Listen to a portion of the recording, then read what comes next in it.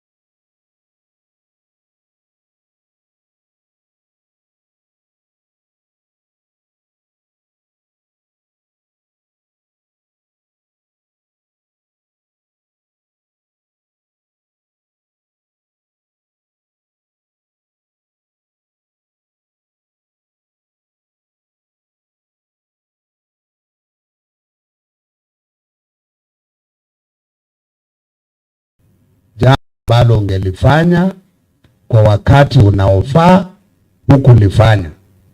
Inafika mahali unaanza kujuta, laiti ningalijua, laiti ningalijua.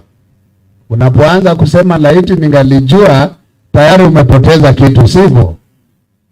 Kwa hivyo nichukue nafasi hii kuwasihi vijana wote, hasa hawa ambao wamefuzu na wale wengine katika kaunti yetu, tafadhali chezeni sehemu yenu vizuri maishani. Tatizo tulilonalo na ambalo ni mjadala wa kitaifa, na huo mjadala una mashiko makubwa sana katika mlima Kenya, Mount Kenya, ni tatizo la ulevi na mihadarati. Ni tatizo kubwa sana. Nafikiri mna habari ya kwamba Mheshimiwa Naibu wa Rais aliitisha mkutano wa all the security agencies in the Mount Kenya kule Nyeri. Na kwa taarifa yako Mama Governor, the next phase ni Mount Kenya East. Anakuja. Kwa hivyo lazima tuendeleze huu mjadala. Na juzi mimi nimekuwa na kikao na staff wangu wote, na tukaelezana bayana kwa marefu na mapana, lazima tuanze mikakati ya kupambana vilivyo na mambo ya ulevi na mihadarati.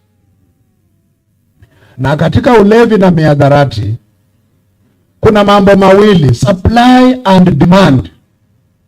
Supply and demand. Na katika supply kuna wachezaji, katika demand kuna wachezaji. Na mimi nimeanzisha mjadala upande wa supply. Wale ambao wanauza vileo, wanauza bangi, wanauza kila aina ya madawa. Of course kuna wale wanao wa support. Na mimi nilikuwa nataka niombe the political class muungane mikono pamoja nasi. Jana nilikuwa nimeitwa mahali na wazee, wakaniambia kwa hako katauni kao mabaa ni nyingi kuliko maduka. What do we need to do? Wenye mabaa, wenye joints za vileo, si ni watu wetu? Wametoka Uganda. Si ni watu wetu? Are we talking to them? It's a business. They are earning a living out of it, and they think it's a right.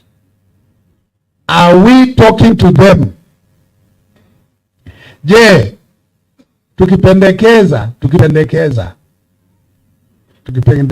Mheshimiwa Gavana, tupunguze idadi ya liquor joints, nyinyi ma MCAs mtatuunga mkono? Mtatuunga mkono? Number 2, tukisema tuanze profiling. Of course tunajua wale watu wanauza bangi.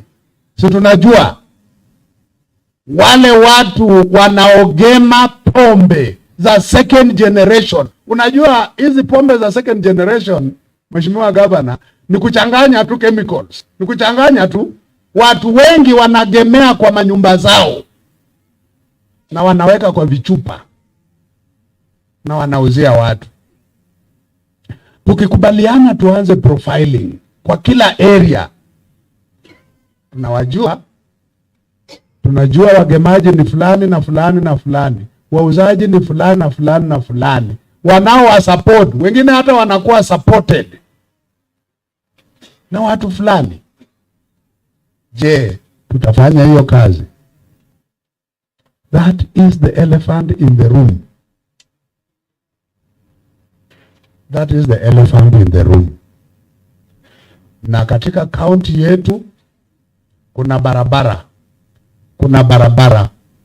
Ukitoka Kina uanze kuingia Mtwati sasa, kuna barabara ya kusafirisha bangi kutoka Ethiopia na mihadarati mingine na bunduki na aliens.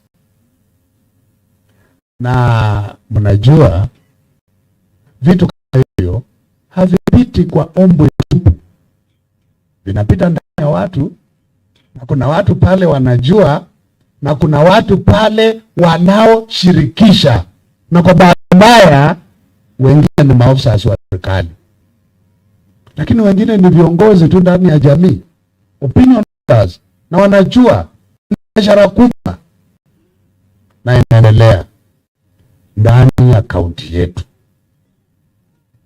Kwa hivyo nataka nichukue nafasi hii niwaombe viongozi wenzangu, unless tusimame kidete na kusema enough is enough, we have no generation for tomorrow. We have no generation.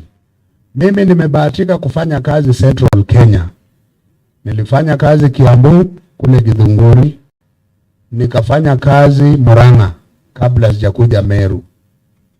The situation is very dire. It's very dire. Kiambu ilifika mahali vijana wanatumia lugha ya kusema kufungua lock. Yaani akiamuka asubuhi kabla hajaanza kufanya jambo lolote mpaka afungue lock na kapombe fulani. Asipofanya hivyo mikono inatetemeka, macho hayaoni, kila kitu, sense zote hazifanyi kazi. Nikakuja Murang'a, nikapata the same problem. Niko hapa kuambia that the same problem is invading Meru. Na tusipoamua ya kwamba tumechoka, jameni, hatuna kizao kesho, hatuna kizazi. Mahali niliitwa jana, Mheshimiwa Gavana, nitakwambia baadaye. Mahali niliitwa jana, niliambiwa na ni Meru tu, hapa Meru imefika kiwango cha wale walioniita ni wazee. Wanasema wajukuu wao ambao ni watu wazima waliokomaa, wengine hawaoi na wakioa hawazai. Je, tunaelekea wapi? So waheshimiwa ma MCAs, nataka niwaombe nyinyi pamoja na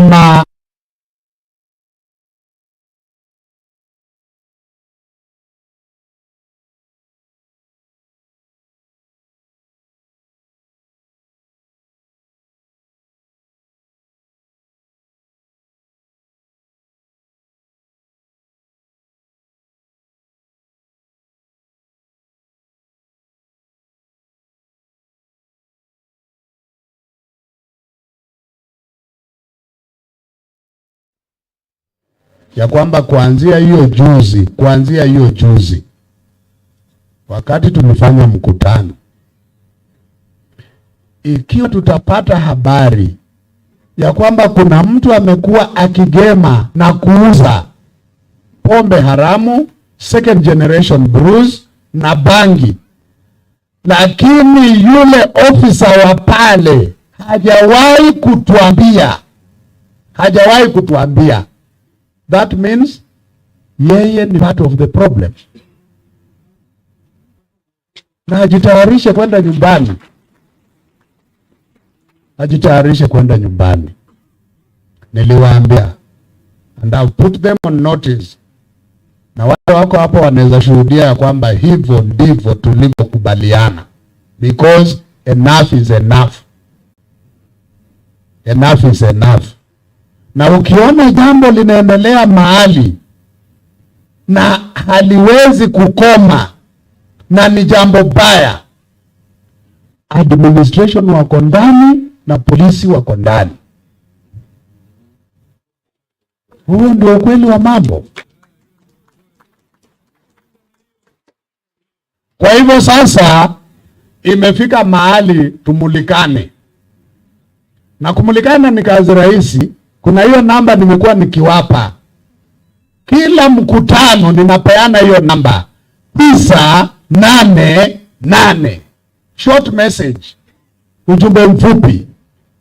Unatangulia na neno Meru. Alafu mahali ulipo.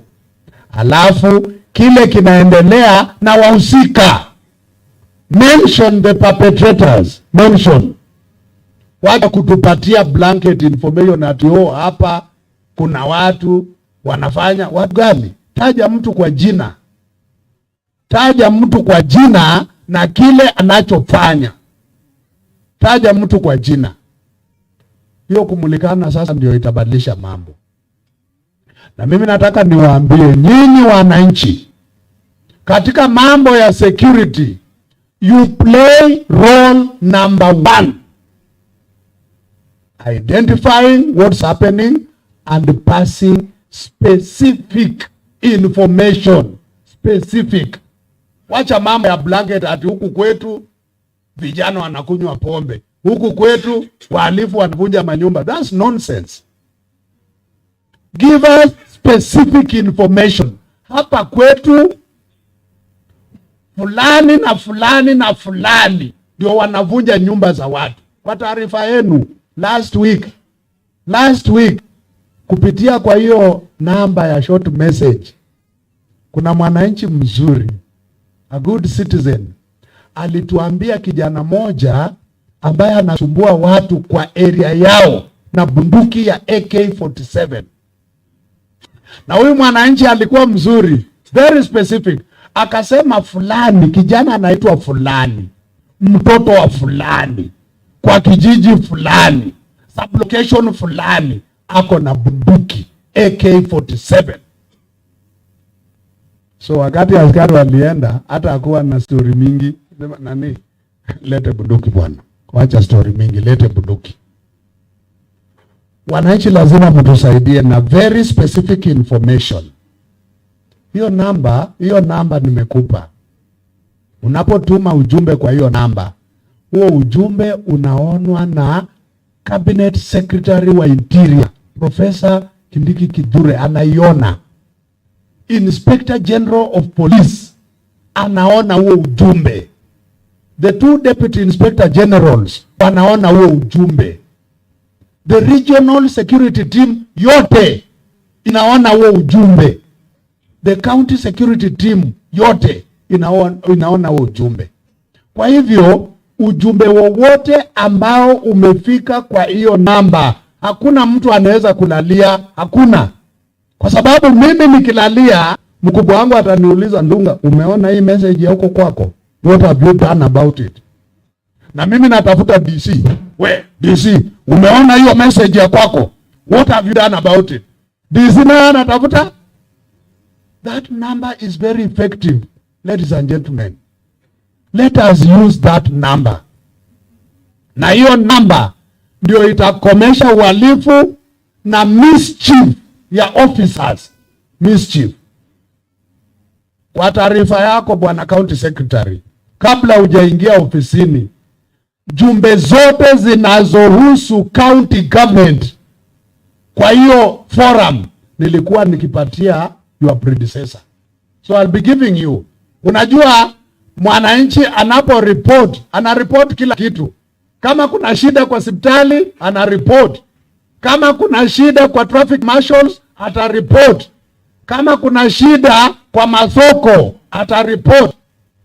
Kwa hivyo county government enforcement officers lazima tusaidiane. Lazima tusaidiane. Na mimi madam Mheshimiwa Governor, nashukuru sana kwa huu uhusiano mzuri ambao uko. Uhusiano ukiwa mzuri kati ya county government na national government unarahisisha kazi. Mimi nikipata jambo na nileno la county government na mwambia county secretary haraka in record time. Na wewe ukisikia la kwangu unaniambia haraka. So nataka nitoe mwito leo hii kwa maofficers wote, both county government and national government. Kama wewe ulikuwa umezoea kufaidika kwa mambo ya kihalifu, please, your days are numbered. Your days are numbered. Na wewe mwananchi, nataka nikuhakikishie that number is toll free and anonymous. Anonymous and toll free. Hakuna mtu atawahi kujua ni wewe ulitupatia huo ujumbe. Hakuna. Hata kama mhalifu ni mke wako ama mume wako, hatawahi kujua ni wewe ulitupatia huo ujumbe. So please feel free. Ujumbe ukikuja unaenda kwa server kwanza. Kutoka kwa server ndio unapitishwa kwa the right county. That number is a national number. Kwa hivyo lazima uanze na neno Meru. Ndio ujumbe wetu uletwe wapi? Meru. Ukishaletwa Meru, the action officers. Tunakubaliana? Tutaje watu kwa majina. Tutaje wezi kwa majina. Wagemaji watajwe. Maaskari na officers wale wanapitia huwa na kusanya protection levies watajwe. Kwa hivyo hiyo ndiyo itakayotusaidia katika maisha yetu. Basi nataka niseme ya kwamba my officers ambao wako hapa, kama wewe ni chifu, assistant chifu, SCCs, simameni. Madam DCC alikuwa na mkutano wa kamati ya usalama na akaniomba ruhusa Mheshimiwa Governor, na nikampatia ruhusa aendelee na huo mkutano. Kwa hivyo hao ndio maofisa wangu. Asanteni. Kama wewe ni ketini. Kama wewe ni national government departmental head na uko hapa, simama tukutambue. National departmental head. Kuna ile microphone wireless wapewe, waseme majina yao tafadhali. Jina na idara. National government departmental heads, ambao tunakuwa na ushirikiano mkubwa sana na county government. Karibu. Asante sana. Kwa majina naitwa David Mutuma. I'm the branch manager NHF Meru. Asante sana. Thank you very much. Parisenu, I'm Hosiesie Goji, standing in for Ospindi Medis South. Thank you very much. Kunaye mwingine? Basi Mheshimiwa Governor, nikimalizia nataka nitoe hakikisho langu kwako na kwa hawa vijana ya kwamba mahali popote mtakaohitaji msaada wowote katika kujiendeleza kutoka upande wa national government, tuko tayari kupeana huo msaada na tuko tayari kutekeleza hilo jambo in record time.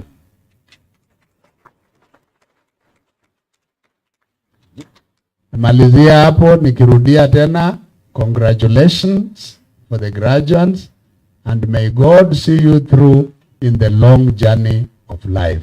Asanteni sana na Mungu awabariki.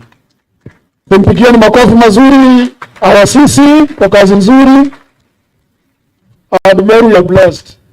Hata mimi nimesalimia ofisi ya rais. Amen. Meru, you are blessed. Our governor is a bishop. Na hata huyu ni ndugu ameokoka katika Kristo. Amen.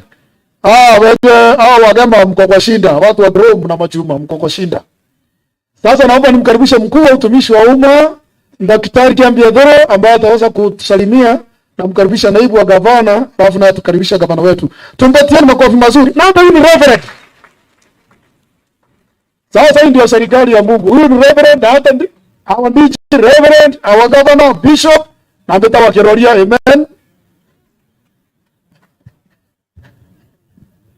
Bwana Yesu asifiwe. Kwa sababu ya time, najua mkubwa wangu gavana ako hapa, sitasema mambo mingi. Ningetaka nikaribishe deputy governor, but before that ningetaka kutambua viongozi wote ambao tuko nao hapa, mawaziri, chief officers, directors wale tuko nao hapa, na viongozi wengine wote, honorable members of the county assembly. Tunawatambua na tunafurahi sana kuwaona hapa, honorable members, because we request a lot of support kutoka kwenu, mmekuwa mkitupea. Na siku ya leo mimi nimefurahi sana. Gavana alinipatia hii kazi nafikiri wiki mbili ambazo zimeisha, na nimefanya kazi mingi sana. Naona kama nimemaliza mwaka mmoja kwa ofisi. Kwa hivyo gavana, mbele ya hawa watu wote, community hii yote, nataka nikushukuru sana kwa kunipea kazi ya county secretary and head of public service. Na jina langu naitwa Bishop Dr. Kiambiadhoro. Tuko na gavana wetu Bishop Kawira Mwangaza, tuko na deputy governor Reverend Mutuma Ntwethingia. Kwa hivyo sisi tumejihami yale mambo yote ambayo unaweza kuwa uko nayo. Tukishindwa kufanya kikazi, tunaweza kukuombea. We can also cast out demons out of people. Kwa hivyo hiyo ofisi this time imepeanwa kwa watu wa Mungu, and with a purpose.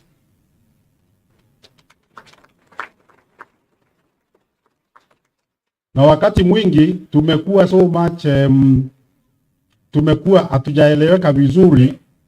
Kuna watu walichukua hii nafasi ya sisi kuwa wachungaji kufanya mesi hapa na pale.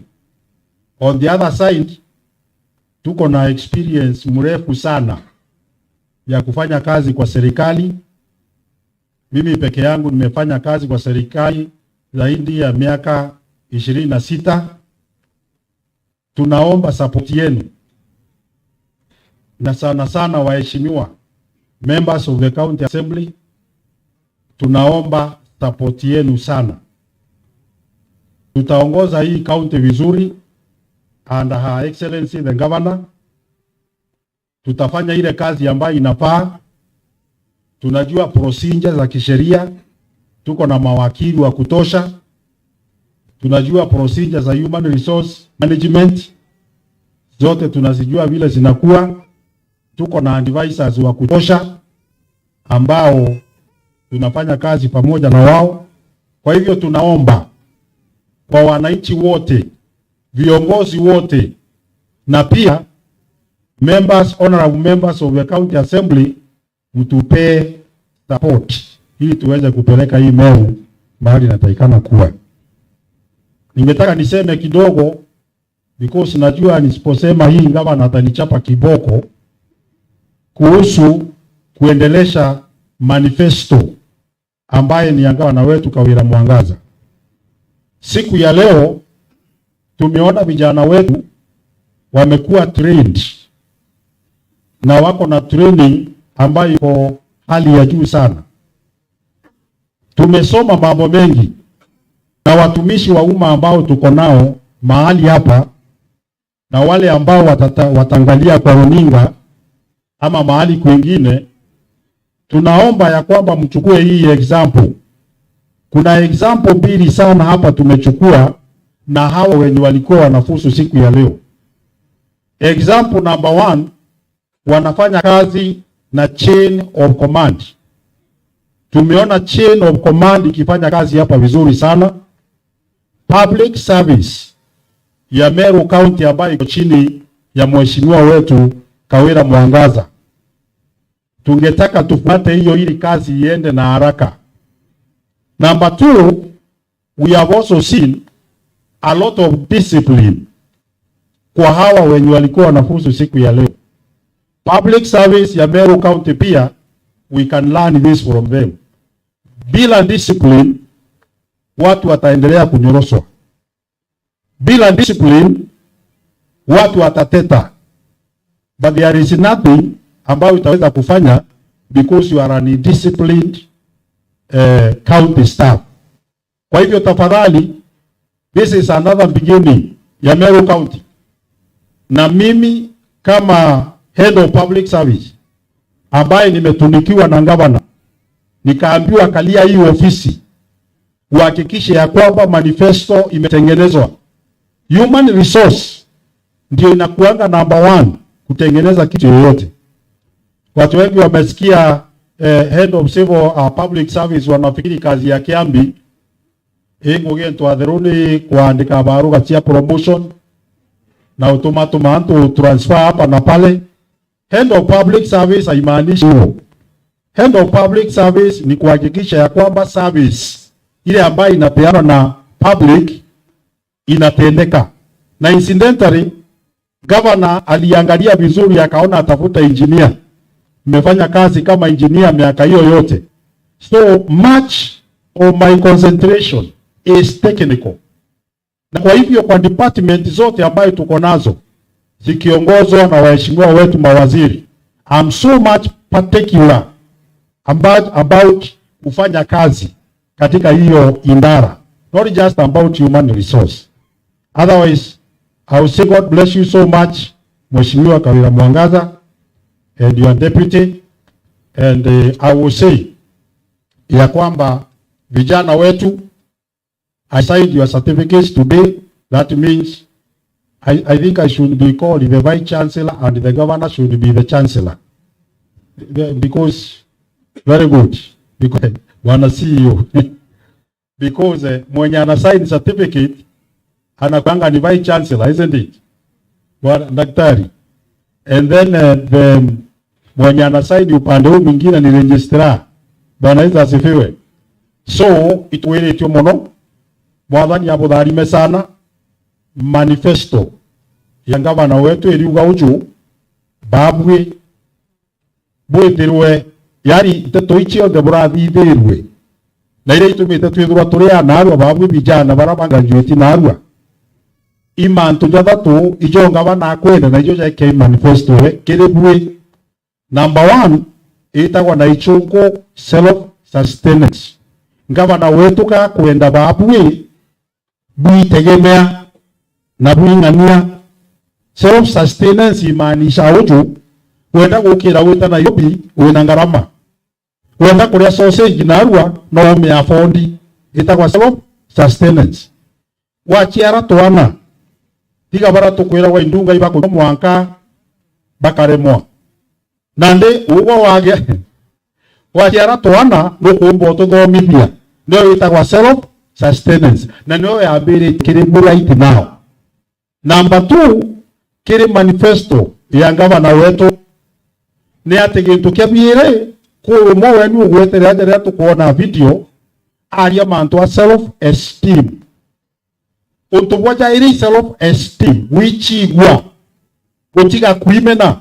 You see ekuimena Reverend Ben was here, ni mchungaji anajua timoito tumairia chirika bakuimena na ndio tumeria te kureko tumeria no twariuga no kugitatia okugira.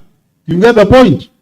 Aria kuimena wichokia na inte toiti babwe ni yari turokiri babwe mantu ya kuichi wajekote ngani na what have you.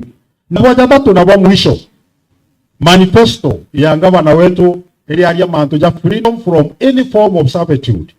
Kwa unteto ya ambiri tu right now ya ambiri tu kenda wedrori uhuru utekedro we mutae wa gisiasa, mutae wa mantu joveni, mutae wa nchobi tili ambaye tunaambiwa na county commissioner hapa, mutae wa matu mianya. So with you umeanza vizuri na mumehubiriwa vizuri, nimesikia reverend amehubiria vizuri.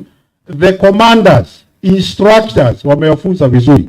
Kwa hivyo tunaweza anza hapo sasa, tuanze kusukuma maisha na mambo itakuwa mzuri, ndio. So God bless you so much. Shughulikia hii moto kabla sijaita deputy ili tuweze kukaa vizuri. So God bless you vijana. Wenda mukasane na mwezi wa kuona matuja kuiditera nende yoku.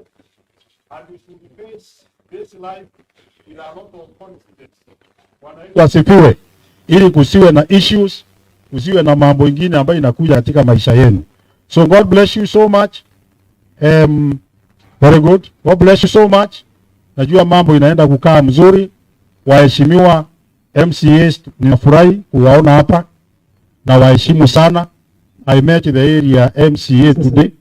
It was pleasure to meet you. Nashukuru Mungu sana because of everything. Bwana Yesu asifiwe. So God bless you so much. Nimepanga kutembelea ofisi zote ambazo tuko nazo za county. Siku iliyopita, the day before yesterday, nilienda kuangalia utendaji wa kazi hospitali. Hospitali yetu inafanya kazi vizuri sana. The following day, at least I think an hour to visit our hospital department.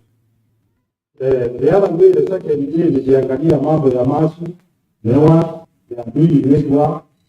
Jana nimetembelea Kaburu, kuona vile tunaendelea, doing a great job, at least an hour every time. Na kwa hivyo, nawahakikisha kazi niliyopewa, nitahakikisha ya kwamba utumishi wa umma unafanya kazi kulingana na vile manifesto ya mama inasema. Amen. God bless you so much.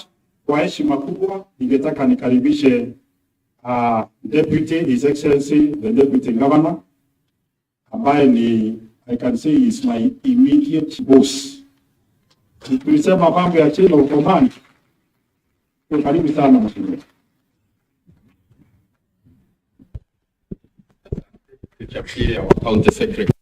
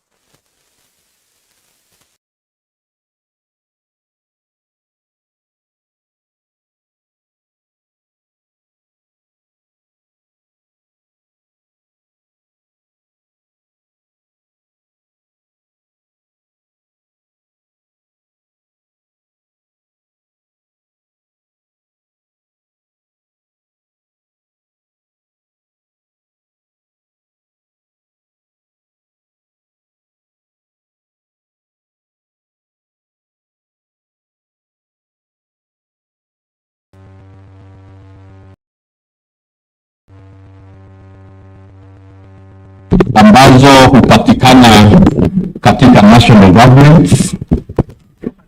You agree with me, Bwana County Commissioner, that we could be the only county that is training young people on these paramilitary training and giving them these kind of discipline ambayo inapeanwa kwa vikosi vya usalama ambavyo utrainiwa na the national government. So Meru County tuko mbele tukiongozwa na mama, and with this pace we are going far, provided tutaendelea kusupport the initiatives ambazo mama ako nazo. Ninaomba tumchapie makofi mazuri. Katika manifesto zetu, manifesto ya mama, for the all departments, all the focus areas, iwe ni kwa roads department, health, trade, education, kwa manifesto yetu ambayo Wameru walipigia kura, kitengo muhimu sana ni department ya youth, sports and gender ambayo inaongozwa na Dr. Faith. Youths, we recognize and acknowledge that ndio nguvu na nguzo katika jamii, na mama anapenda vijana, anapenda wamama. Ndio maana siku ya leo tuko hapa katika hafla ya kufusu kwa hawa recruits ambao wameletwa katika chuo chetu hiki, funzo ambayo inawasaidia. This is a push that the county government of Meru is giving to our young people so that waanze na platform ya kujijua wenyewe, kutoa ule uoga ambao tumeambiwa ambao unafanya vijana wakose self-esteem. Wanapoenda kule nje, wanapoingia in different training, vocational training colleges, wawe ni vijana ambao wamejengewa msingi thabiti na serikali yetu ambayo inaongozwa na Mama Kawira Mwangaza. Kwa hivyo tunajua mama, ule umaskini ambao unapigana nao Meru, hawa vijana hawako vile walikuwa 1 month ago. They are not the way they were in terms of their mindset, in terms of mwili kujijua, kwa sababu hiyo kuamka saa 9 ya usiku, mimi nimetrainiwa askari, ninajua ni kitu gani imebadilika kwa maisha ya hawa vijana. They will never be the same again.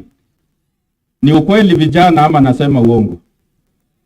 Ni ukweli ama nasema uongo? Ninajua kama kuna wale mama walikuwa wanatumia dawa za kulevya, already umetoa kilio kwa jamii ya kwamba mtoto amebadilika mawazo, because I know they've gone through psychosocial support, they've gone through counseling skills, they've gone through mambo ya kujitambua na kujua the potentials ambazo wako nazo. Kwa uwanja umesikia a wonderful moderator wa event, kijana mwenye alikuwa ana act kama MC. Si mumependezwa na hiyo skill? Hiyo ni skill ya kukulia, lakini kama kule kwa jamii mashinani angejielewa kama hapo na hiyo skill. Na kwa hivyo we celebrate the management, we celebrate what has been done in this institution and the impact that is going to have in the team that has graduated today. It pia imereduce criminality kwa jamii, wale ambao bwana county commissioner anaongelelea. Hawa vijana due to desperation, hakuna kazi. No, they are the majority in our community and also in the land of Kenya, but there is no opportunities for the job. Na kwa hivyo kama hakuna kazi, wanaingilia mandawa ya kulevya, wanaingilia criminal activities, wanaiba vitu katika vijiji. Hiyo hali ya kuwa na criminals katika vijiji vyetu imekatika kwa sababu ya hii nafasi vijana wamepewa kuja kwa hii training. ninaomba mama, zile music equipments, because I know you have a program to empower the young people through arts, through music, through development of talents, identification, and the development of talents. Already, serikali ya mama imeequip a studio ambayo itakuwa pande za Igembe. Vijana wetu ambao wako na talents, they are going to use and produce their music, develop their talents from there, na wapate mapato katika political leadership ya Meru County. Ninawaomba wote to support ndoto ya mama, kwa sababu mama ako na ndoto ya kuinua wa Meru, ya kututoa katika hali ya shinda, ya umaskini, na kuinua maisha yetu zote. Tuweke mikono yetu pamoja, tukaribishe gavana wa Meru aje aongee na watu wa Meru as celebrate this graduation. Our recruits today is a beautiful center for our MYS. Asante.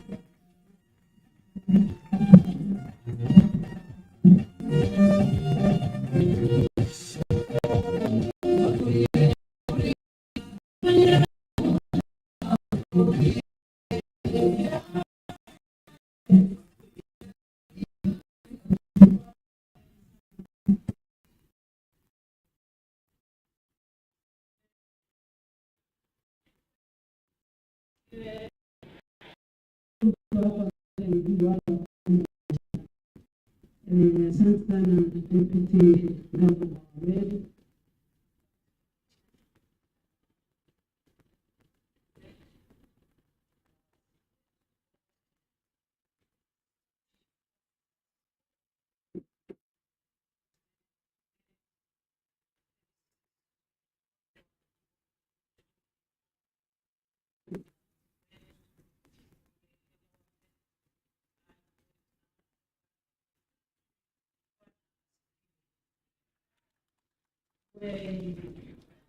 Bwana asifiwe tena. Naona ni kama hapo choka kiasi. Naamini ya kwamba waliamka mapema kama ilivyo kawaida ya graduation zote, na hatutaki kuzidisha masaa.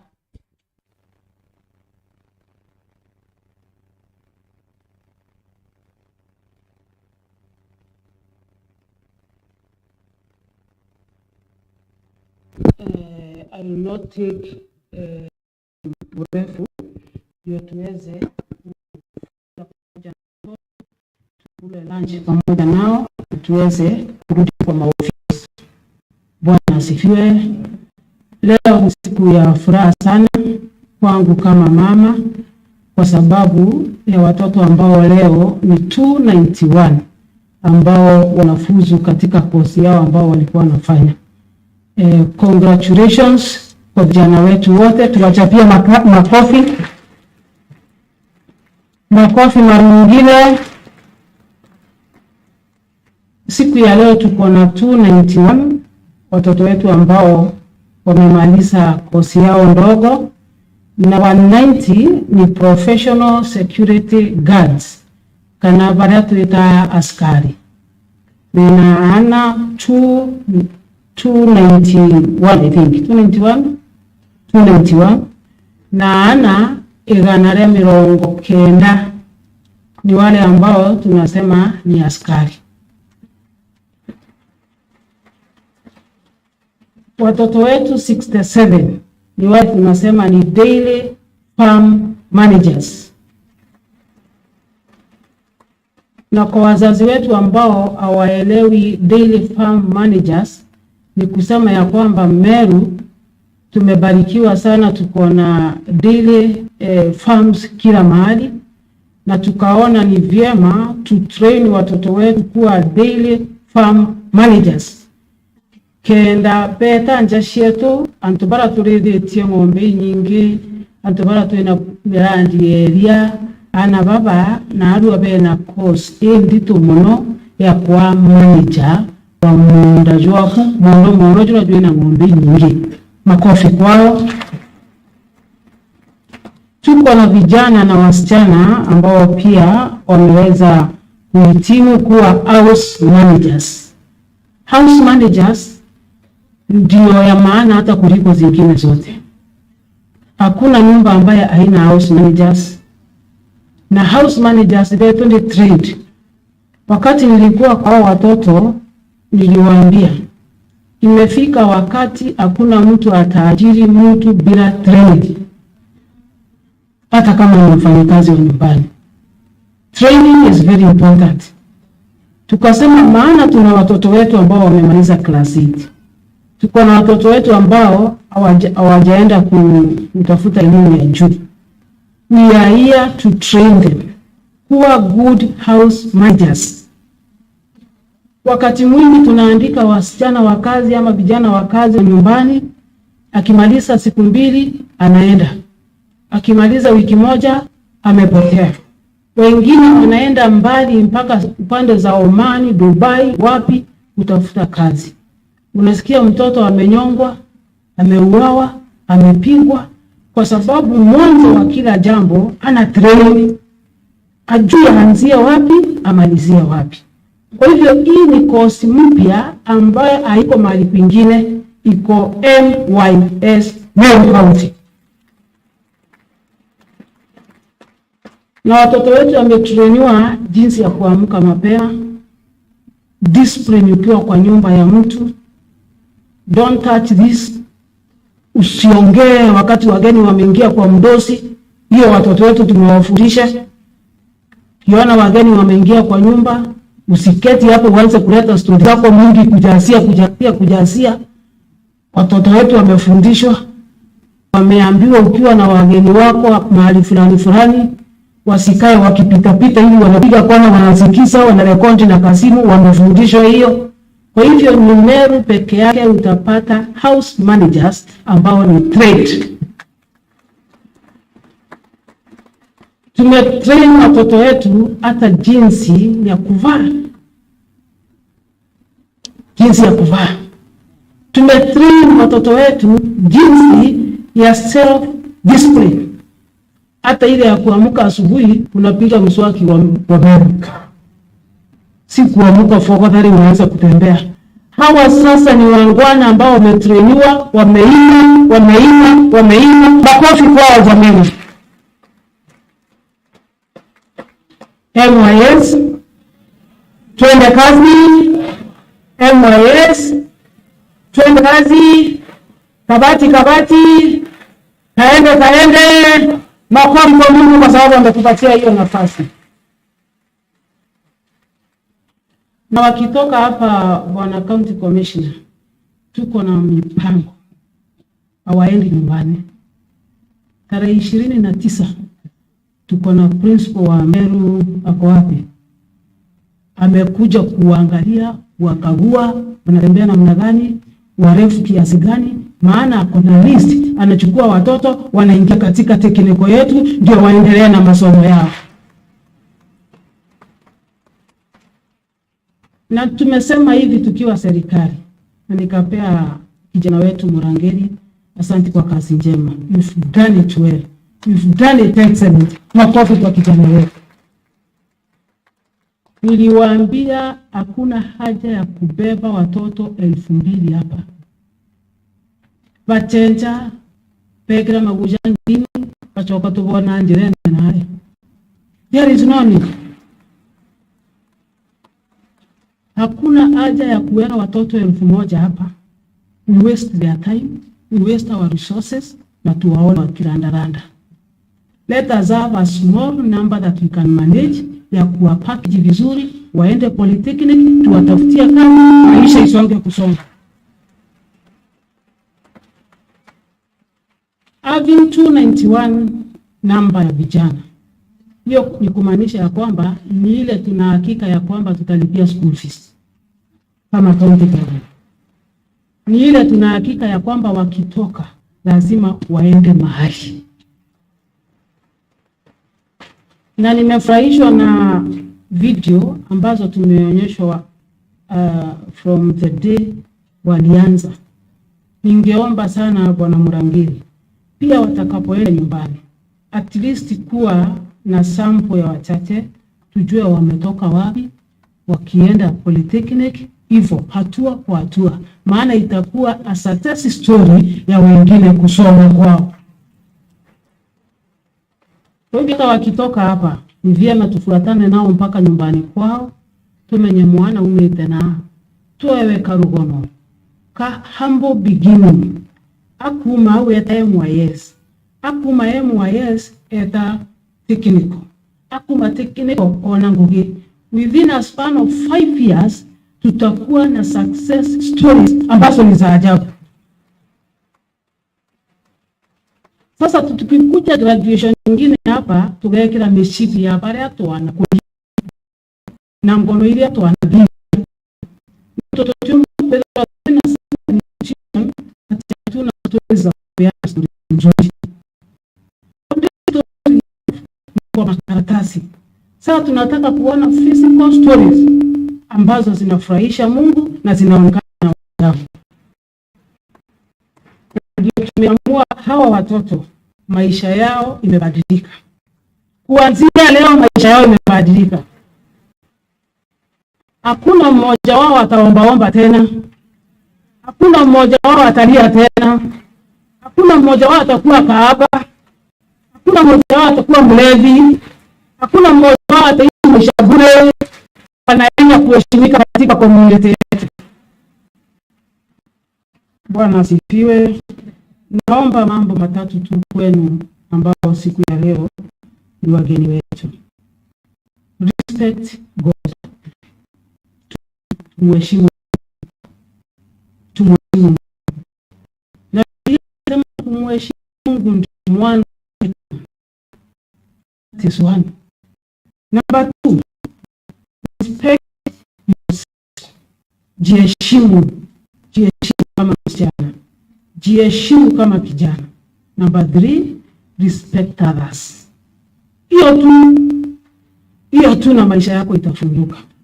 Bwana asifiwe. Nataka kupeana appreciation ama raha yangu kwa viongozi wa MYS. Tuko na manager wetu pale. Asante sana, shukrani kwako.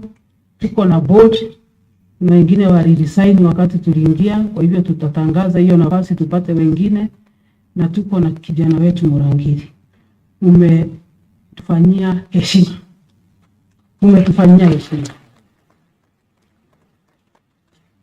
Wakati tulikuwa tunakuja tu kujua kama ni event kubwa namna hii. That is a small thing. Nikapanga hata mkutano wa saa 8 kwa ofisi, kuna watu walingoja huko. Lakini kufika hapa nikakuta mambo ni different. Ground ni different. Bwana asifiwe. Heko kwako kijana wetu, Mungu akubariki sana. Ikwenda kwa ana baba tu karugono gabana gagutedia. Hadithi yangu mwenyewe ama maisha yangu na itakusaidia sana. Kiambi County Secretary amesema manifesto ya mama ama manifesto yangu wakati nilipata ndoto ya kuwa gavana wa Meru. I shared with Kiambi. Maana alikuwa wa kwanza kuja kuniambia mama nitakuunga mkono. Akaniambia, akaniuliza unataka kufanya nini na unataka watu wawe namna gani? Nikamwambia hivi, kintu kiambele nataka mtu ajitegemee. Mtu ajitegemee wengwa. That is one. Nikamwambia ikwenda mtu atekaimene mukario Meru atiga kuimena. Wambere ujitegemee. Number 2 ukaimena. Number 3 withdraw free. And we said freedom from all forms of servitude. Mtu withdraw na usiathi utega kare ori nkombo. No utore ori nkombo kinyori njeku. No we nkombo kinyobi chine ori. No we nkombo aria witaira ngoge. But for Meru we had a prayer we had a vision ya kwamba we want everyone to be free from all forms of servitude. And this is the beginning. Nataka kuambia hawa vijana, ukaimena. Hii exercise tulisema ya kwamba kila ward itapeana county commissioner watoto 5. Si kama ile zingine zilikuwa zinaendelea. Tukasema it must be a transparent exercise, that community wakuwe na committee watupatie watoto 5 ambao ni disciplined na ambao kwa community wanaonekana wanaweza kuwa kitu.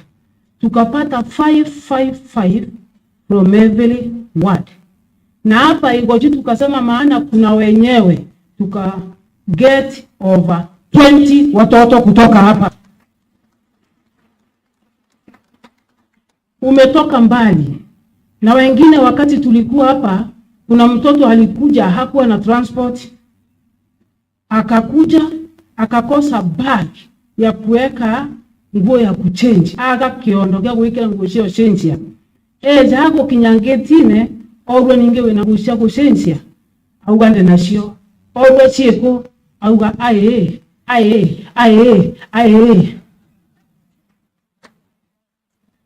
Hapo na tena kamba alipoona na kabag, bwana county commissioner alivaa zote zenye zinahitajika hapa. Akavaa zote, akatoka kutoka Igembe akafika mpaka hapa. Focus. Nani ontubule bukaurande enu. Focus na mtu kulaga kuimena na mtu kutega mbele. Ninapoongea na vijana nawaambia the far you see is the far you can go. The far you see is the far you can go. Kile ninya tubabele. Mimi mwenyewe mnaponiona hapa gavana wenu. Ishari inja ya dhini. Being the second born in that family. Nilianza hustle at age 14 years. Kuthia class 8. My mom was not able to take me to secondary school.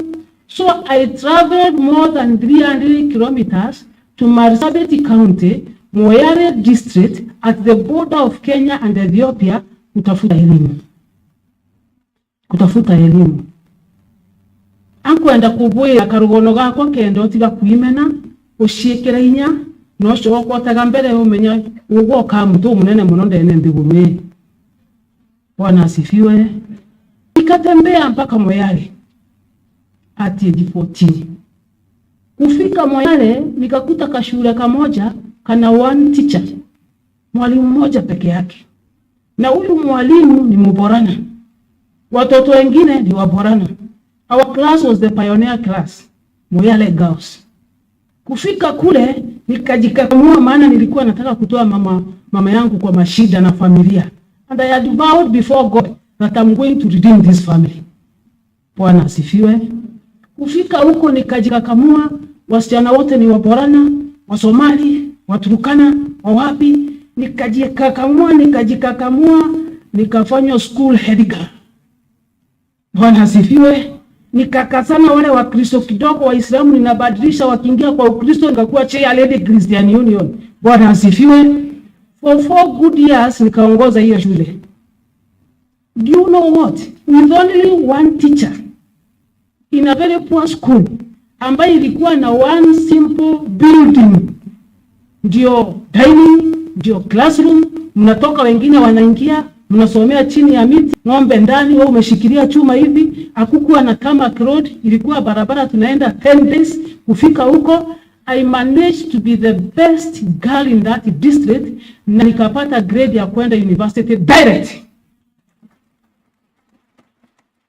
Kuteka alikangi gakuruka skulu hiyo ininga. Na hata kwenda kuuga. Utino tuomba kuuma bunko kienda. Utino tuomba kuuma na tuomba kwa bunko kienda. Ibatu tuingwa turega kwa bila tukwenda. Ibatu tuingwa tuilemeta resources shetu na inya shetu. Stop limiting yourself. Bwana asifiwe. Nikasoma. Na nilipomaliza college sikupata kazi. Nikaingia kuwaso tena. I remember my mom gave me 600 shillings. Kuanzia biashara. Nikaanza biashara nikiwa young girl at age 22. Dambi ya biashara. Nikajikakamua hivi kuwaso. Within 2 years, nikanunua kagari ka kwanza. Ka Chevrolet ka half gear, nilikuwa naendesha mwenyewe. Kukaa nikanunua fungua ka hardware kidogo. Ka stock ya 10K. Niko hapo. Na niliambia watu wengine wakati nilifungua duka ya kwanza ikiwa na stock ya 10,000 ambaye my mom gave me, akatafuta kaloni mahali akanipatia. Niliandika a very big name, Mwangaza Hardware all building materials, na hakuna kitu.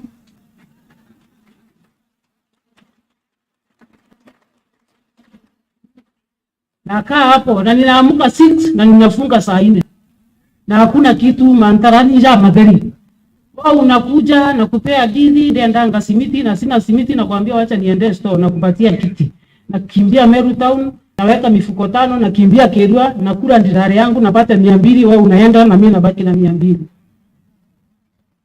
Wamama wa vikundi wanakuja, angaito kuenda Merengeti ya 54 mba 8 tuweke kundi nini nikihesabu ya blanketi date niko na faida ya 3, hata nikiwa madhara 2 wa kunywa mandazi na chai pale, nitakuwa nimeenda nimekuja naye na kazi nitamaliza.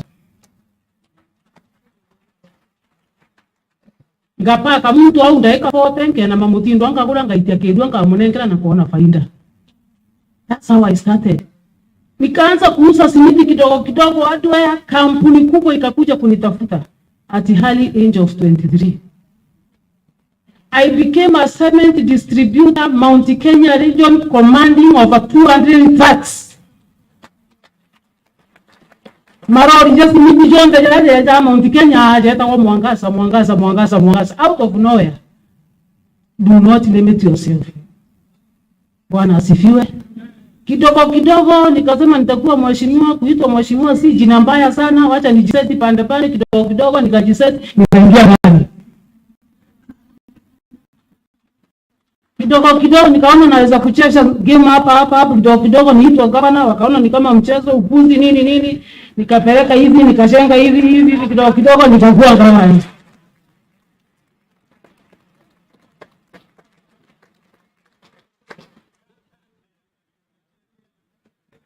We only limit ourselves. You can go as far as you want. Ito tunena na weta kuraja the amount of money that you have.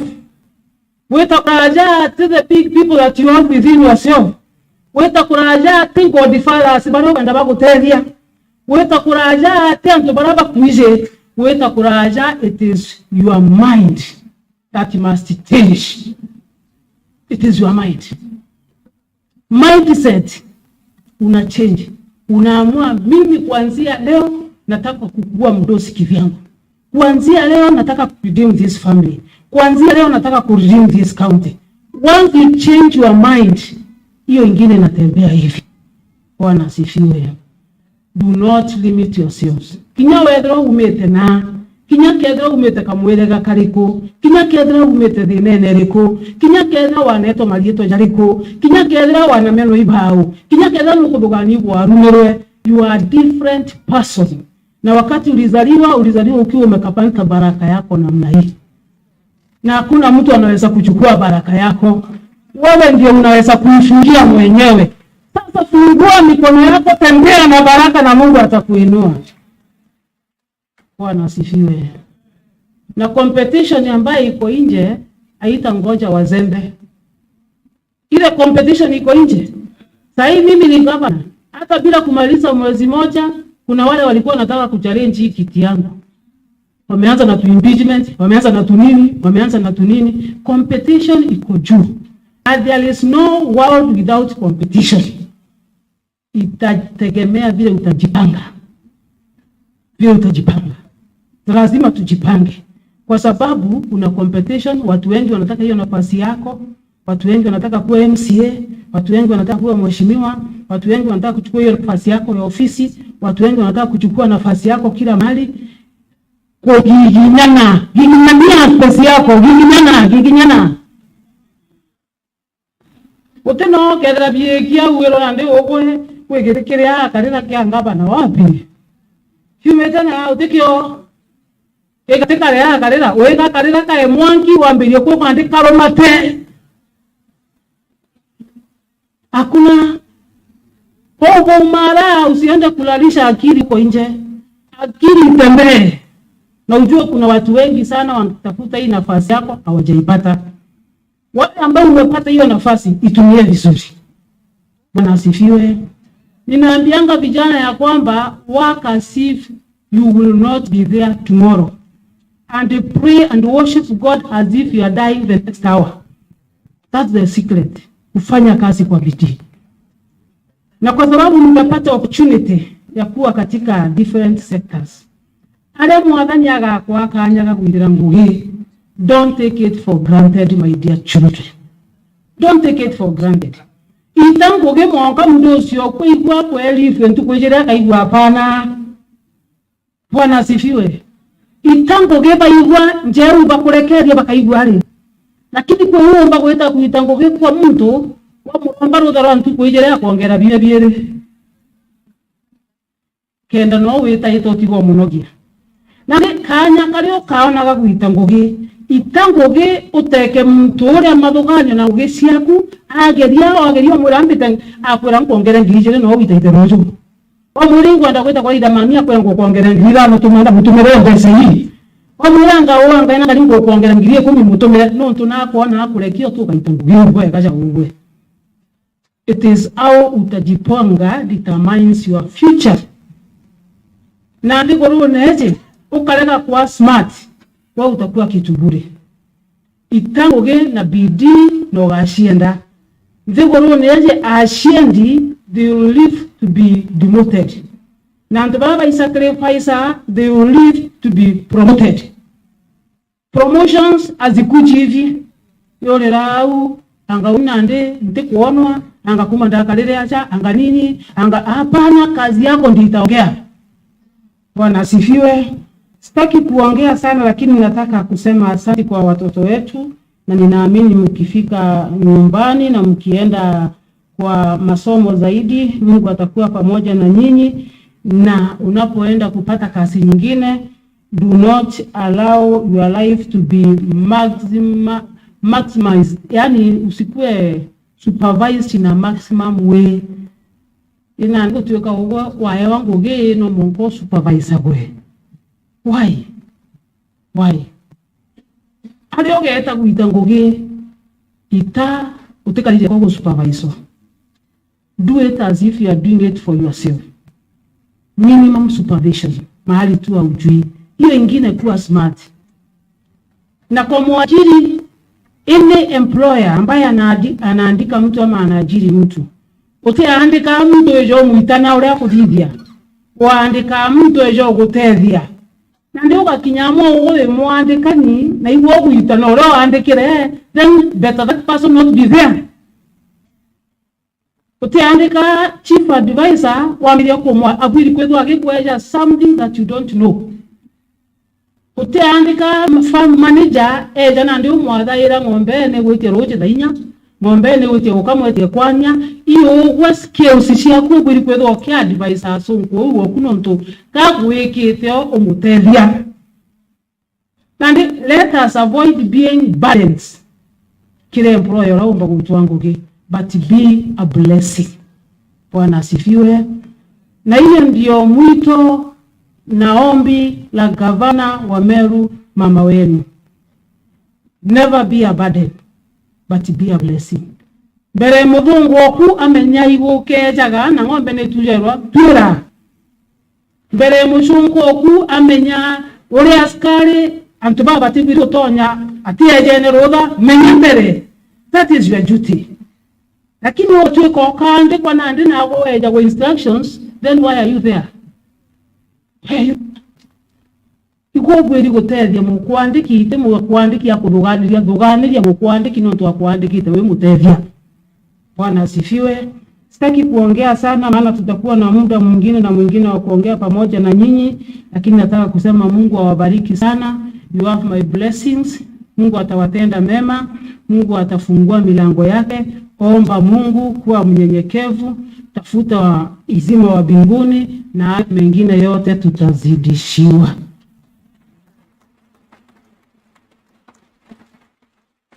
Naboya ya ambassadors ba Meru County, tuge Meru County ni kuthomithiana igatigira baumande bagakinya mbere na mtuombee tupate pesa ndio tuweze kusaidia watoto wengine wengi. God bless you na waombea mema katika jina la Yesu. Amen. Asante sana. Mtawala Your Excellency, kabla hujaondoka tusaidie kupatia wale maafara ambao wameweza kuhitimu, naomba tu tukae kwa muda kidogo. Kuna wale ambao wamefaa kupokea vyeti vyao vya certificates, wafike hapa haraka. Excellency akishakupatia cheti chako utakaa. Vile vile naomba hiyo listi nyingine Bwana Eric kama iko tayari nifahamishe. These are sample certificates kwa wanatunukiwa vyeti ambavyo vinaonesha ama ni ushahidi kwamba wamekuwa wakipitia mafundisho haya. Karibieni hapa. Christine Kirote au maafisa tafadhali. Joy Kaweria, Dorcas Kinya, Naomi Tinyari, Dorin Kaweria. Au maafara wanafaa kuwa hapa. Nikipita unafika hapa unapokezwa cheti chako na hiki ya urudishi. Tunaanza na ladies first. Christine Kirote.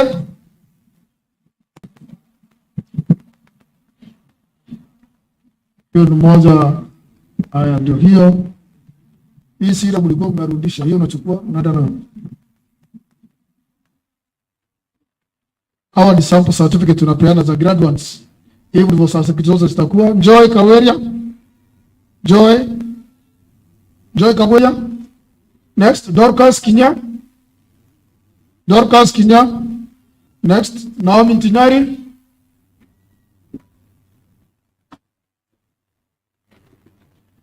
Eric.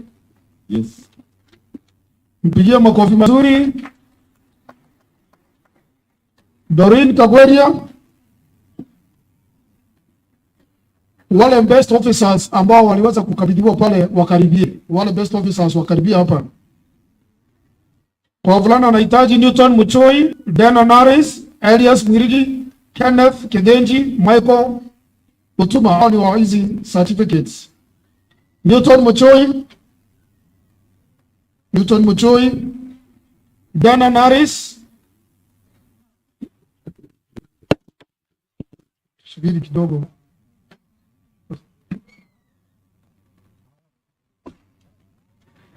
Dana Norris. Elias Mwirigi.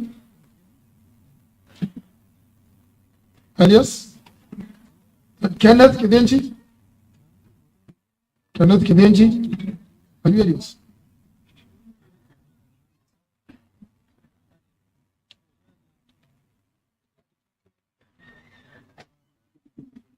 Michael Mutuma. Elias Mwirigi ka tayari. Tuwapigie makofi wanapopatiwa vyeti hivi tafadhali. Elias Mwirigi tafadhali.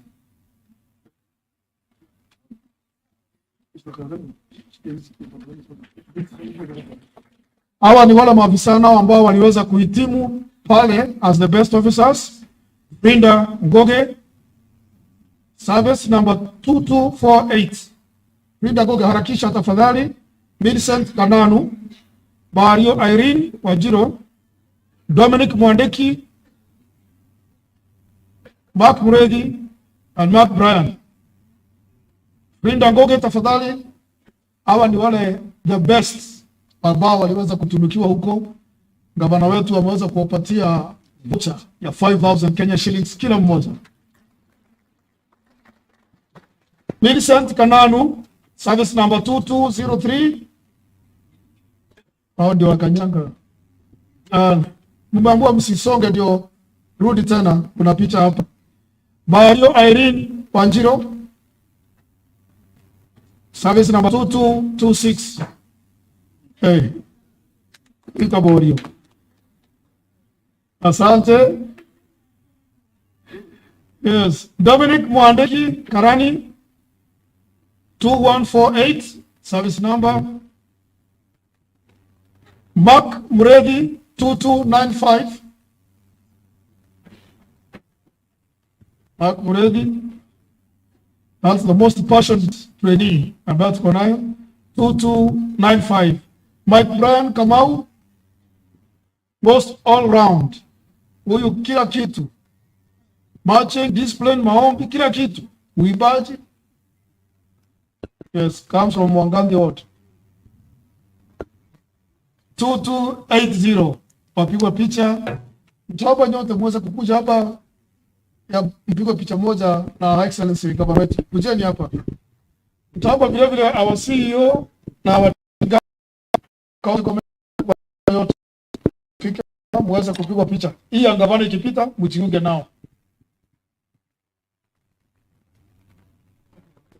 Your Excellency, the Deputy Governor, please, after this one, unajiba na sisi mkiwa na County Commissioner na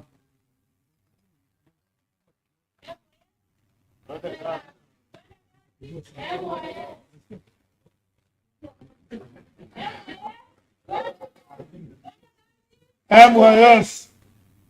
Haya, CEO tafadhali join us, tutulie kidogo. Your Excellency, the Deputy Governor.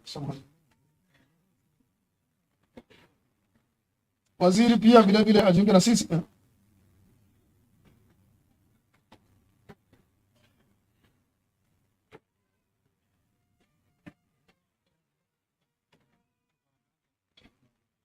Tutapangwa vile tutatoshea.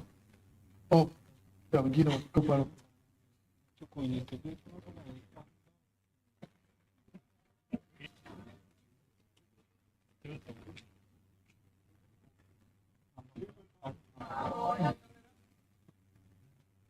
Bwana Musau kwa vile komanda, kitu komanda. Musau. Ingia kwa picha bwana. Kimbia mbio. Piga huyo hapo amefika.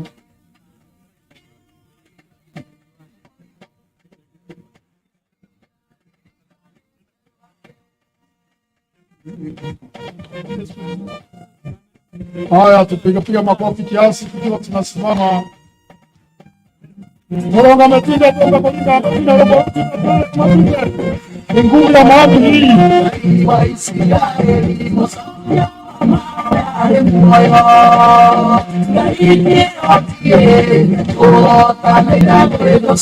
Hapo tupigia soka kwa wake.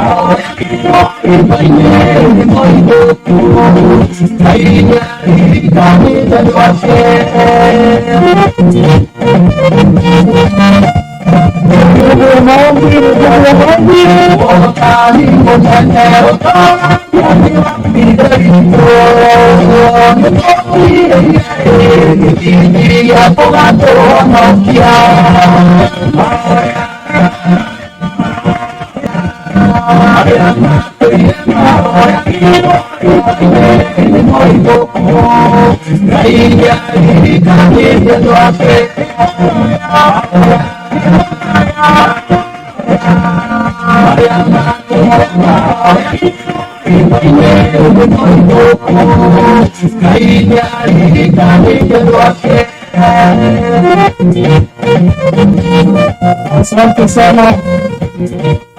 Asante sana, Your Excellency. Asante sana. Tupigieni gavana watu makofi anapochukua kiti. Asanteni sana kwa huko kuimba. Naomba tuweze kuchukua viti. Naam, gavana wetu ameweza kuchukua kiti, tunaweza kukaa. Kwa sasa mtakaribisha mheshimiwa eneo hili atupatie a vote of thanks. Strictly a vote of thanks, mheshimiwa. Bado na move a vote of thanks. Baada ya hapo tutafanywa maombi ya kufunga mkutano huu, lakini ni baada ya wimbo wa taifa. Ila bendi yetu tayari kwa wimbo wa taifa, tafadhali tupatie a motion of thanks. Thank you, Excellency, gavana wetu, Honorable Bishop Phil Mwangaza, Deputy Governor, PS, County Commissioner, PMC, tuwe na Finance, Minister wetu, Ministers watu wenavo, MCAs, former MCAs, Ashiali, recruits, na atori. Bwana Yesu asifiwe. God is good and all the time. Kwa majina naitwa Mosho Indamiano, MCA Igoji East, na karibuni sana hapa Igoji East. Sisi tunapenda wageni, gavana wetu tunampenda, na in fact hii ni wakati wa kwanza kwa gavana. Wakati huo mwingine supply zote zilikuwa zinatoka nje ya Igoji, lakini wakati huu gavana aliingia akasema vitu yote ile ilikuwa inakuliwa hapa itatoka Igoji. Tupigie gavana makofi. Wengine wodi zingine zikipewa watu 5, gavana alinipatia zaidi ya vijana 20. Asante gavana. Gavana, kuna MCAs wamekuja kama wamechelewa wakati wa introduction na wako introduced.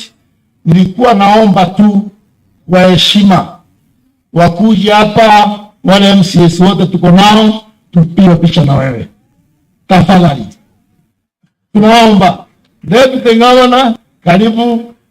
County Commissioner, CS, wale MCAs wote tuko nao hapa, kwa sababu hakuna muda wa kuongea, tupigwe picha. Gavana akikubali kuwapea nafasi mseme kule mmetoka, tutashukuru. Haya, nimeambiwa mkuje mseme.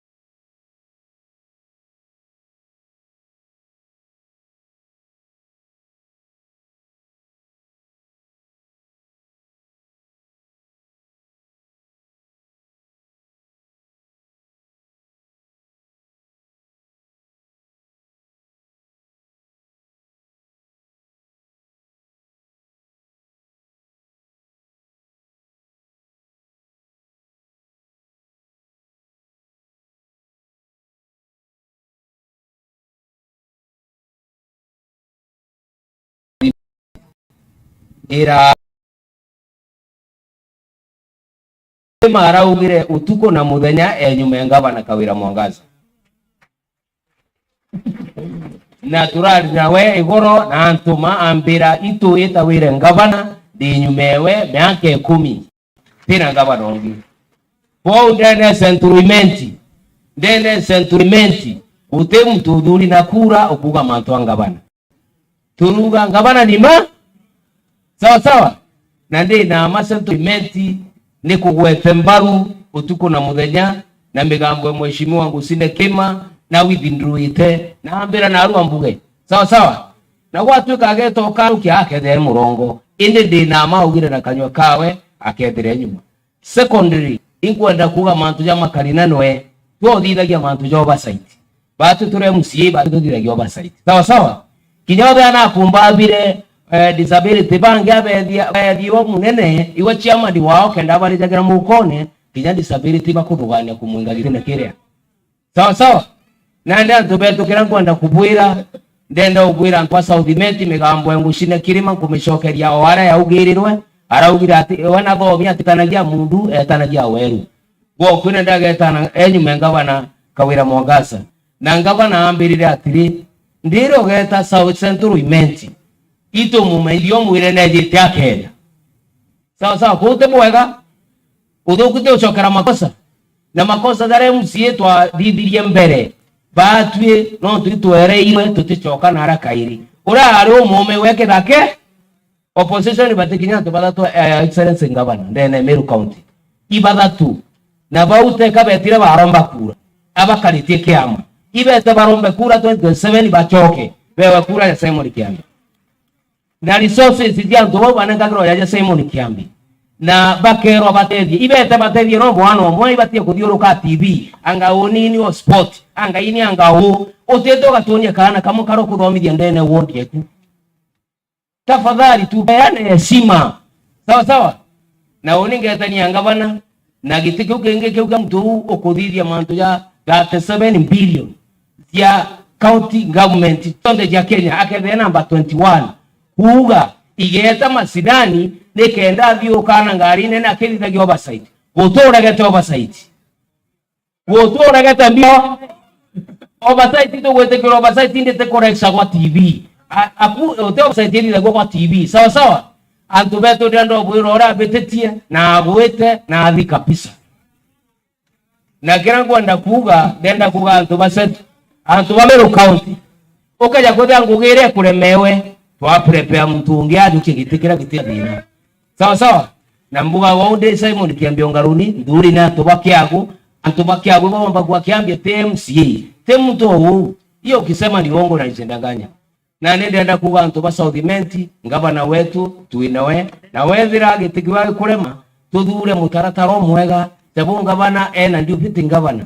owe ari reverend nawe bishop twete nara senate nara tuthure nawe bishop nikenda mutaratara yujo litangu ibwega ndene county government ya Meru tukaungania na antu bate tubwega tesa sawa noro te bate tukoromba excellence ngavana no ejo kamurikira njaro kamubatithia akamenya antu ba Murungu bate machine maendeleo ya tisindana gwajo na kibara na ndoa ayo ja makaya antu ba Southimenti antu moko bureterete yoko bureterete bwega bukare bwega na ndi nama tukarita gugi twendene ya Meru County at lunch sawa sawa na burombagire president wetu ikupona na rali Israel akiromba Mungu lakini ura kanisa irajieta kwa nyuma na jetito tutekwenda teta sawa no temo Kristo ora temo Kristo na ukeria njara tipo botea Kristo na ndia antu betu barabate ya Kristo nabo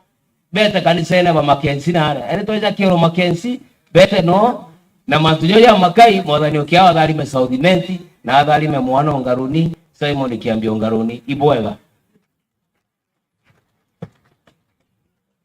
Bwana Yesu asifiwe. Mwadhano mwega ama gita jombe MYS twende kazi. Your Excellency the Governor ankwire bwega ingugi njega utwitirite aja especially ke house managers to train the house managers Nengo manyada nya batengana. Next round governor okongera bangi no ntoki ugitachete mwe kuro wonde webuku. No ntothina itorite mono ya house managers. Nakwera ibwega na Mulungu wako dharime ntiaria mono kiambia kwaria. And is in the meeting okay? I will support you, Governor, without fear and favor of any contradiction. Asante. MOS, Bitamu Patrick, MC about the US. Madam Governor, I'm going to confirm about the US Tiriaja. Now, this is not a South event affair. This is a county affair. Wategera na baonde wamite county yonde. Achiari baba wamite county yonde. Kwa Madam Governor, we want to thank you because of this program. Tonto naru kudiri irorie biorongo. Birabi uga wejeta kudalia birabi aki. Kawaka wala musingi ojo terete yutetia no joaka na better way. So we want to thank you. Na barabu mete South Imenti na congratulate. Barabu mete West, about the West. Ogeta bugigwe Madam Governor Meru National Polytechnic bukurukere ofisi go yokiangarama. MCA wenu. Sasa wao achiari na dengarame gweta Meru Polytechnic kininga ita baraba gweta West. Pejiro bichine na Madam Governor ibwega mono na ito support. Na madhivyo. Achiari gogeje kubwa tuendelee supporting governor. Tuwe munene wetu batu MCS tulianza kukire governor. Oversight yetu tuthire yake governor. Take any other person. Sasa sawa? No tite kanantu pombo tuligeria commitment ira twene okethirikari nikenda antu betu batetheka mwathani agutharime. Amen. Bwana Yesu asifiwe. Bwana Yesu asifiwe. Peter Frederick Buru kumanto Mbui Ward. Kasto keringa kazo mantuwa gwirari tete kwithira akiona aukiria na betu bedre bakibena kosire ketheba tenda si otoro nebo. Kabana naomba umbote tiembere ntubu in the next 5 years najua kutakuwa na mabadiliko makubwa na tena wanapata course ambayo itamfikisha mahali hiyo masomo ya technical. Kabati kaende. Asante gavana, najua mwelekeo kwa miaka 10 tukadhira tuonete mantona nene tukadhira tuina change nene Meru. Asante sana, Mungu awabariki. Bwana sana, mbele ma ego murungu jokyo kumebunda kwa Yesu asifiwe. Vijana mko? Very good. Oli mta makasi. MC Ongwene na ngujite tukirisi location. Oi pastor kwaso Madam Governor tuko pamoja. Hii shughuli yote. Niko na bahati nimekaa karibu na county commissioner rafiki yangu Bwana Dunga. Kwa vijana najua kunao najua wengi wameweza kuchukuliwa na kwa polisi, kwa jeshi huko National Service. Tuangalie kwa watu kidogo sasa ile nini inakuja, angalia kidogo kama unaweza pata wawili watatu si tutashukuru. Na Madam Governor ndindomba kama possible talent academy ile engineer first regime ya ingwa tikumegethera bijigo na mpango bwa gedho kabanga no mirete in this place to kuna ana bakujo train wano tukuna bieni na ai kulingana na talent chao. Bora sana ndiali yangurudio angavona ni mchoroku hata kama siongei sana mimi rafiki yako kayote so na ngugi yetu tuna MCS ikudida ngugi oversight na gavana kumunga mkono na hapo titabu sasa na hapo tukuta sasa to ngora hapa na namna hii kana mimi yumba kuita anga wake itorekeriwa na gavana tuitire ni migugi na hiyo ya makai murungu na mudali me na murungu ke bali man to ba pina makasino kumulika ne na mbali. Sasa waheshimiwa wasimame wapigwe picha. Excellency.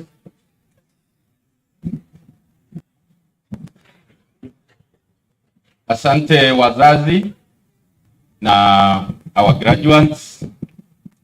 Tunashukuru sana kwa sababu ya kuwa na siku njema.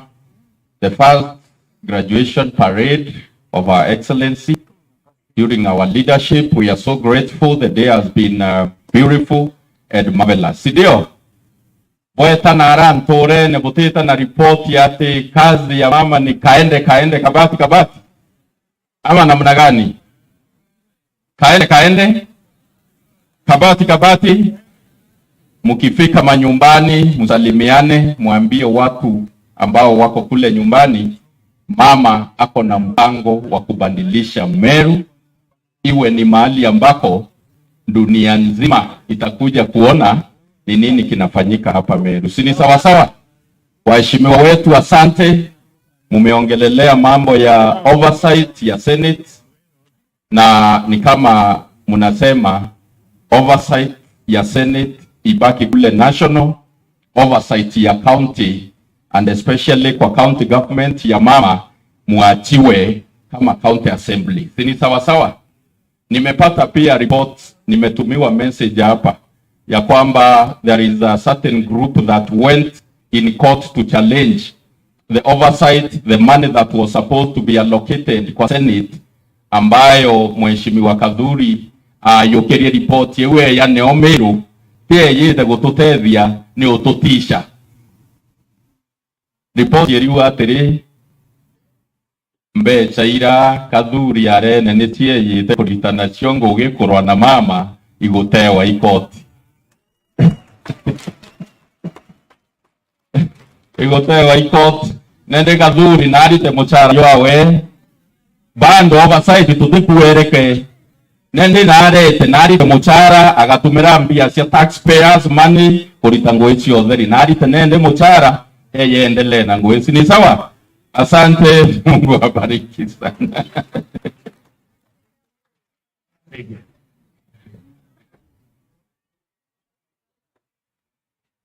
Thank you ngavana wetu. Nangwenda gushokeria ngavana nkatho njia mwanya untwaja turi ni aratwele CC wa barabara. Bwana Yesu asifiwe. Kuma devolution yeya egojire tarona egoji sub county tutarona CC. Asante sana ngavana. Kiabiye angwa na ushokeria ngavana nkatho jia mwanya ya tukari ngavana ne asukumete muno university ile twaja. Asante sana ngavana wetu tole nyuma yeku wakisha university kwejaja onto na kuona tuwe na mdajo munene. Ngavana wetu egoji nengoona okenjambo wao ndo kwinge ito kiumya ke ukenge dirikana egoji east wejo twenjire mbwao ona tueto kale taana bange ba Meru county twashemanya tukwira tukenjiro ngashemanya na gatongeria tushemanya tugena ale kenjwa twe na hospitali ya kliniki ya ndege a excellency tweli kagita kadhiru ni hekiro fence lakini hekiro fence maratasi ile ndio kweli netukuromba utwekere fence bitale ule kliniki ya ndege ushoke twakirwe kitchen kena maternity leo tuwe operational dhoko ya kliniki ya ndege na kwa ula ngavana wetu ikaragao kirasha kia ng'ombe kinyainto video magwe kwaku netukuromba na kwenyia utukonsindo twakire dhoko eu uraingi ya kimondan onakitone agweteaga paula wakitendarene na kanyakine nitekwenda kwaria muno kangwa na ushokeria ngatho muno ntugwa kuona kanya gaku weja kieni ile kiegoji. Asante sana nshokerie ndepite ngavana nkatho jia mwanya nembijele kutire obishi mandoa mainge weja. Asante. Yes. Asante sana mtubokinya county commissioner. Asante sana kwa sababu najua umeacha mambo mingi ukakuja hapa Igoji. Na karibu sana Igoji. MCS beto bamoba umetio umegembe tigania na ngare egoro nibuoni de butigengo gejienu bweja mwanke Igoji ondu bwa kuonia solidarity na kueja usupporting abana. Asante sana. Nchokerie antu bonde barabejire ashiari former MCAs ageni baraba weti former councillors na ashore twena kinyanda electors ontu bwa kweja kiadonege gietu. Nchokerie ashiari nkado cia mwanya ondu nembije pamoja umakuraja okwe bwa kinyaja. Asanteni sana, igweni bure appreciated. Nchoke yedi kurusbeto nkado jia mwanya ngabana nina batonya ga ntu kwembele ndaleo last week ngabana no yete atoja nyo nagwe na nembije ngabana na bwenete last time ndi kurus ba umaba getanja teo kwe lakini tuyo toigo babu umete mwete bo atireni na buinde bonengo gelinga ngabana makofi.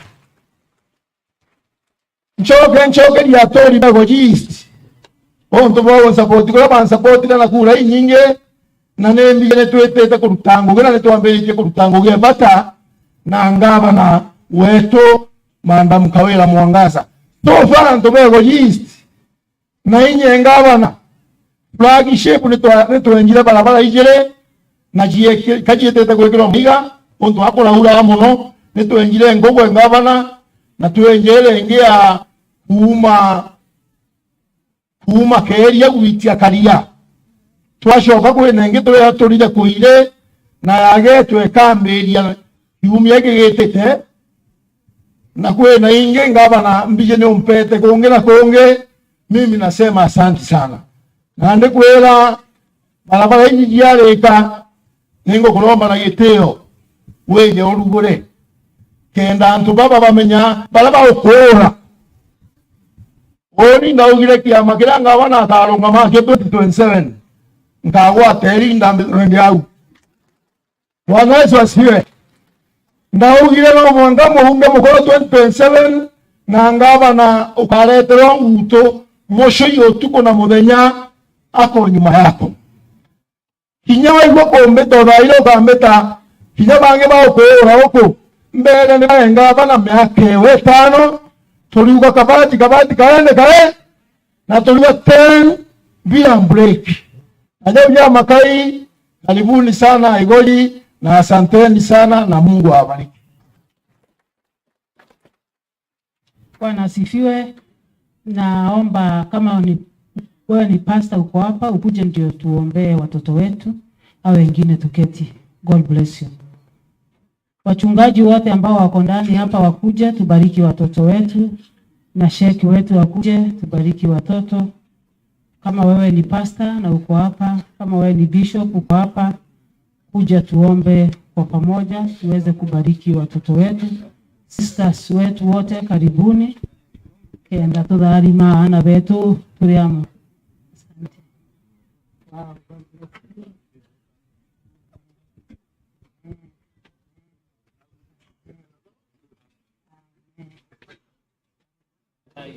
Wow.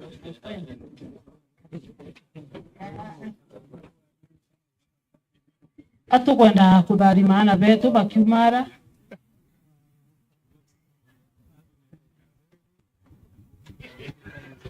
Tunataka kuomba kwa sababu ya watoto wetu na kuombea Meru County.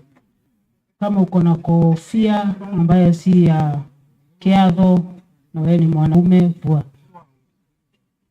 Awesome God, our Father, Jehovah King of Kings, you reign forever. We exalt your name. Wewe ni Baba, tuna mwingine.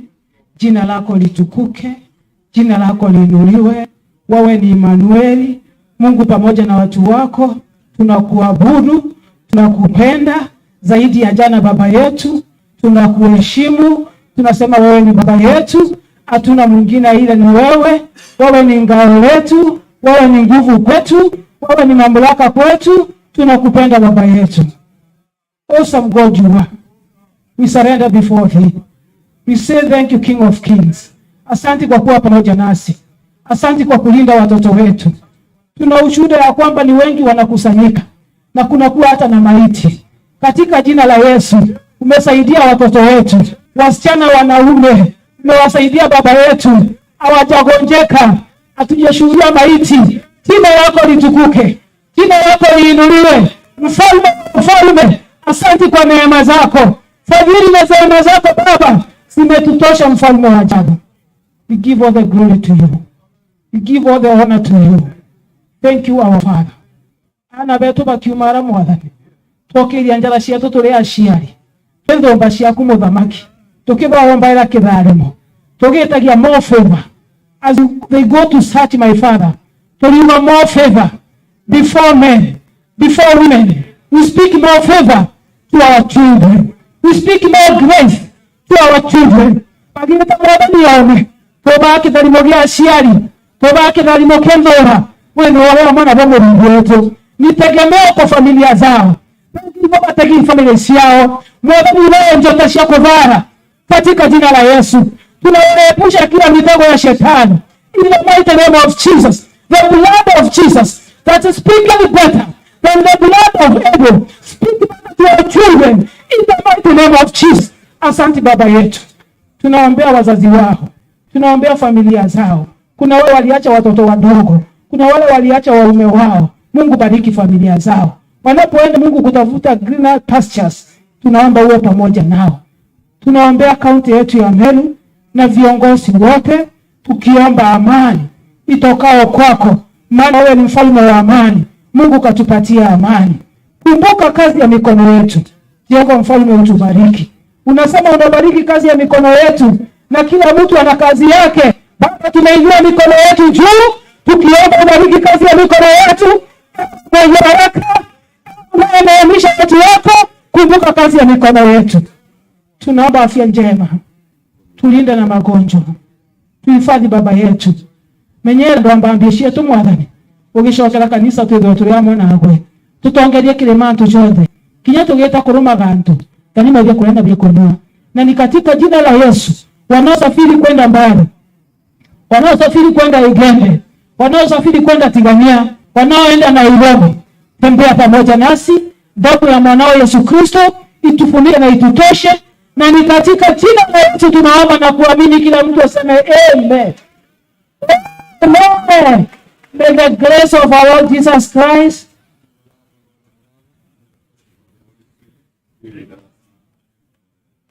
amen.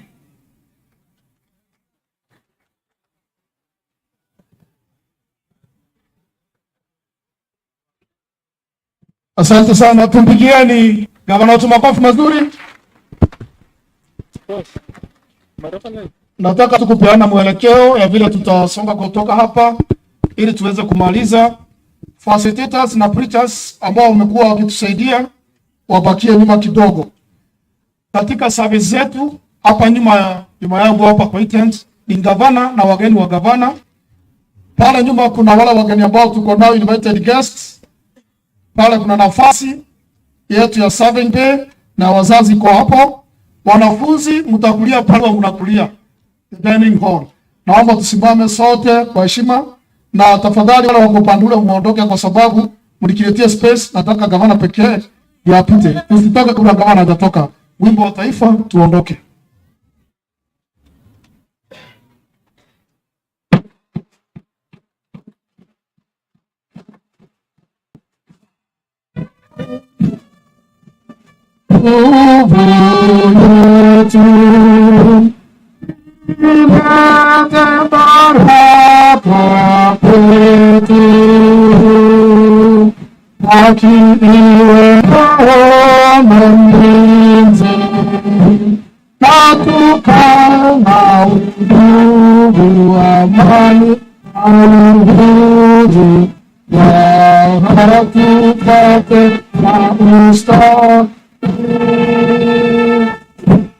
Tunampisha gavana wetu kwanza